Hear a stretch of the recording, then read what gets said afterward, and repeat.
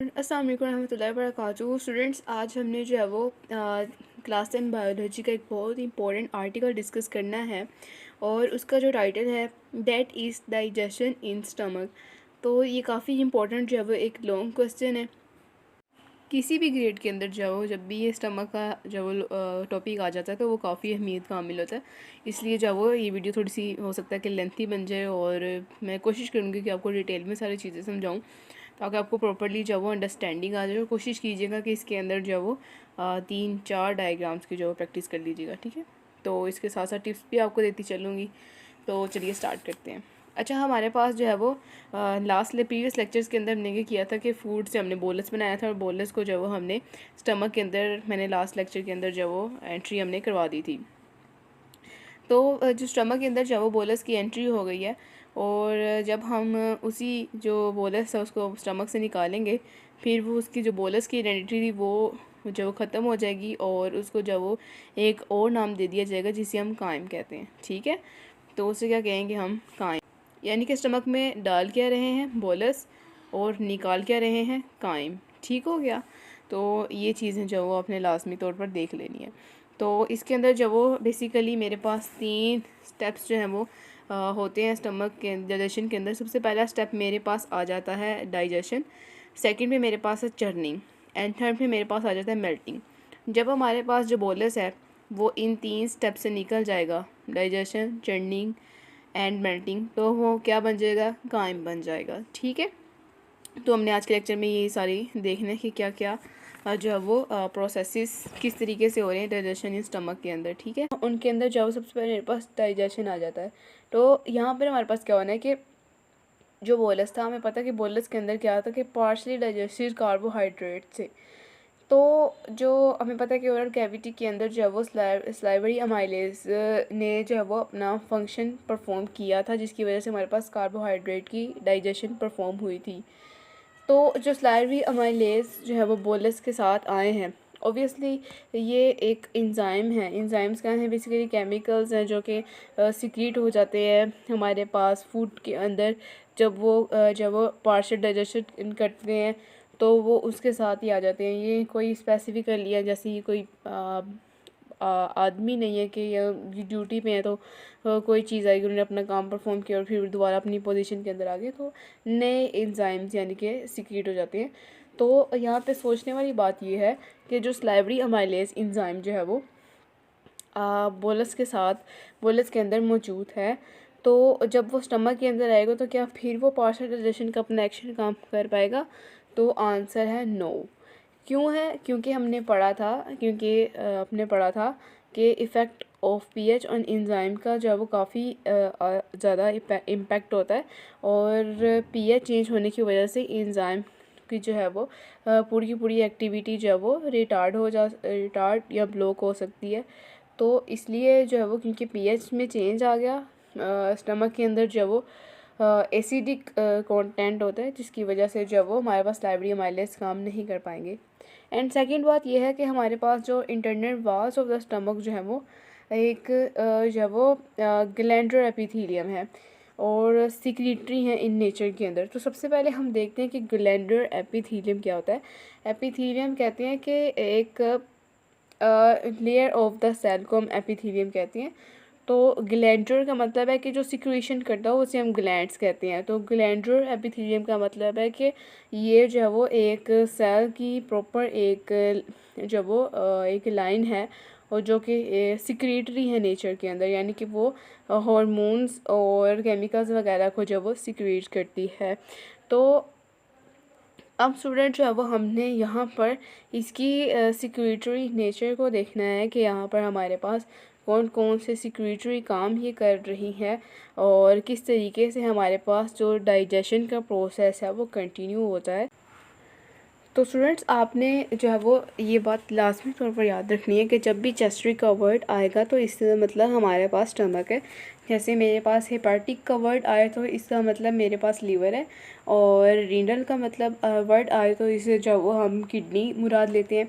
और जैसे मेरे पास जो है वो कार्डियक वर्ड आ जाए तो इससे मुराद हार्ट होता है। और जैसे ऑप्टिक है तो इससे आइज़ है, ओस्टियो है तो बोन्स है और कॉन्ड्रस है तो कार्टिलेज है। तो ये डिफरेंट जो वो नेम्स दिए जाते हैं बायोलॉजी के अंदर। तो मीन्स कि आपने ये याद रखना है कि गैस्ट्रिक का मतलब होता है स्टमक। तो हमारे पास जो स्टमक के अंदर सिक्रीशंस होती हैं, जो कि मैंने बात की ग्राइंडर एपिथेलियम है जो कि सिक्रीटरी है नेचर के अंदर। तो उसके अंदर जो मेन उसका काम है वो गैस्ट्रिक जूस को सिक्रीट करना है, जिससे हमारे पास पार्शली जो हमारे पास बोलस है वो कायम के अंदर चेंज हो जाता है और प्रोटीन्स की पार्शल डाइजेशन भी हो जाती है। तो हम गैस्ट्रिक जूस के अंदर अब मेन कंपोनेंट्स को डिस्कस कर लेते हैं वन बाय वन करके। तो पहला कंपोनेंट मेरे पास यहाँ पर आ जाता है HCl, सेकंड में मेरे पास जो पिप्सिनोजिन आ जाता है, and third comes to the mucus. तो सबसे पहले हम HCl को डिस्कस करते हैं। तो HCl जो है वो हाइड्रोक्लोरिक कोलोरस एसिड है और ये काफ़ी स्ट्रॉन्ग एसिड है। सेकंड में मेरे पास जो है वो इसका जो है वो काम ये है कि एडजस्ट करना है इसने पीएच को, जो कि रेंज करती है 2 से 3। एंड पीएच का क्या फ़ायदा है इसको हम आगे जाके इंशाल्लाह डिस्कस करेंगे। और थर्ड पे काम है कि इसने फूड को सॉफ्ट कर देना है। और फोर्थ मोर इम्पोर्टेंट काम जो है वो ये है कि इसने किल कर देना है माइक्रो ऑर्गेनिज़म को। जो हमारे पास अगर हमने कोई भी गंदी वंदी चीज़ खा ली है तो जो है वो इतना ज़्यादा हमें असरअंदाज नहीं करेगी, क्योंकि हमारे पास स्टमक के अंदर जो है वो सारे माइक्रो ऑर्गेनिज्म HCl के एक्शन की वजह से किल हो जाएंगे। HCl का एक और एक्शन है, जब हम पिप्सिनोजिन को डिस्कस करेंगे तो वहाँ पर मैं आपको बता दूँगी। लेकिन अभी जो है वो म्यूकस को डिस्कस करना जो है वो लास्ट मैं ज़रूरी समझती हूँ, क्योंकि मैंने यहाँ पे एक इम्पॉर्टेंट पॉइंट को जो है वो समझाना है। तो स्टार्ट करते हैं। तो म्यूकस मेरे पास क्या है, म्यूकस का अक्सर आपने सुना होगा ओरल कैविटी के अंदर भी आपने देखा था कि मोटर म्यूकस जो है वो सैलिवा के अंदर होते हैं। तो म्यूकस एक थिक सिक्रीशन है, ठीक हो गया। और म्यूकस से कहती है कि स्टमक की इनर वॉल्स को जब वो कवर करे रखती है। एंड थर्ड पे ये होता है कि ये प्रिवेंट करती है स्टमक की वॉल्स को फ्रॉम डाइजेशन। अब ये ही एक इम्पॉर्टेंट पॉइंट है जो कि मैंने आपको यहाँ पे डिस्कस करना था। तो वो मेन पॉइंट ये है कि जो हमारी फूड के अंदर जो प्रिंसिपल कंपोनेंट्स होते हैं, स्पेशली जो प्रोटीन है, तो हमारे जो स्टमक है, जैसे मैंने आपको बताया था कि स्टमक जो वो मसल से बन के बने हैं। और मसल्स मैंने आपको न्यूट्रिशन वाले टॉपिक के अंदर भी बताया था कि जो मसल्स हैं वो भी एक प्रोटीन होते हैं, प्रोटीन ही है कम्प्लीटली। तो क्योंकि स्टमक के अंदर गैस्ट्रिक जूस है, उसका काम क्या है कि उसने प्रोटीन की डाइजेशन करवाना है। तो ये भी हो सकता है कि क्योंकि हमारी स्टमक की वाल जो है वो प्रोटीन से मिलके बनी है, तो वैसा हो सकता है कि वो स्टमक की वाल्स को भी जो है वो हमारे पास जो HCl है वो खा सकता है, या जो दूसरा इंजाइम्स हैं वगैरह हैं और भी कंपोनेंट गैस्ट्रिक जूस जो है वो। लेकिन ऐसा नहीं होता, क्योंकि हमारे पास जो म्यूकस है वो inner wall of the stomach को जो है वो कवर करे रखती है, जिसकी वजह से हमारे पास जो है वो जो गैस्ट्रिक जूस है वो अपना जो है वो फंक्शन जो अपना एक्शन जिसकी वजह से गैस्ट्रिक जूस अपना एक्शन हमारे स्टमक वाल्स के ऊपर नहीं करता, और हमारी जो स्टमक वाल्स हैं वो इससे बची रहती हैं।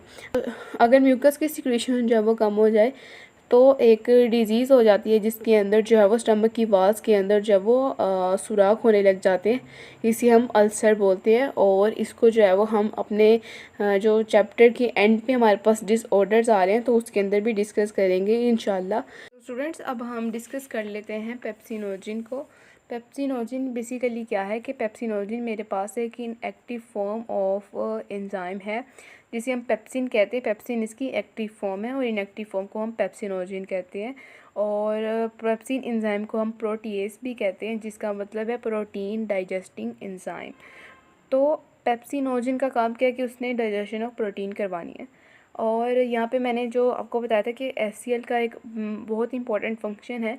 तो वो फंक्शन ये है कि HCl की मौजूदगी के अंदर जब वो क्या हो जाता है कि हमारे पास प्रोटीएस एंजाइम के अंदर जब वो हमारे पास पेप्सिनोजिन कन्वर्ट हो जाता है।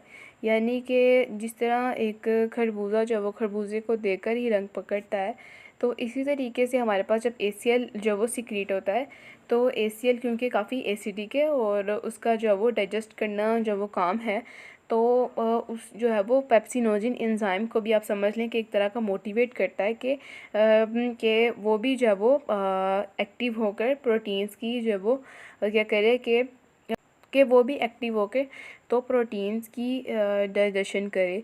तो ये हमारे पास जो है वो 3 मेन कंपोनेंट्स हैं जो कि हमारे गैस्ट्रिक जूस के अंदर पाए जाते हैं। अब सेकेंडली हम देख लेते हैं कि हमारा गैस्ट्रिक जूस कब कब रिलीज़ होगा। तो इसके रिलीज़ होने के जो है वो काफ़ी वेज हैं। जैसे हम अगर किसी फूड को स्मेल करें तो वहाँ से भी हमारे ब्रेन जो है वो सिग्नल देता है हमारी स्टमक वाल को कि वो गैस्ट्रिक जूस की जो है वो सिक्रेशन स्टार्ट कर दे। सेकेंडली अगर हम किसी खाने को देखें और खाना जो है वो काफ़ी अच्छा लग रहा है, सपोज़ कि बिरयानी आपके सामने आ गई है और फिर जो है वो आपको जो है वो साथ ही आपके स्टमक के अंदर जो है वो गैस्ट्रिक जूस की सिक्रेशन होने लग जाएगी। या क्वांटिटी ऑफ फूड से भी हमारे पास क्या हो जाता है कि इससे जो यानी कि फ़ूड की क्वांटिटी से भी हमारे पास और क्वालिटी से भी हमारे पास जो है वो गैस्ट्रिक जूस की सिक्रेशन जो है वो इन्हेंस होती है।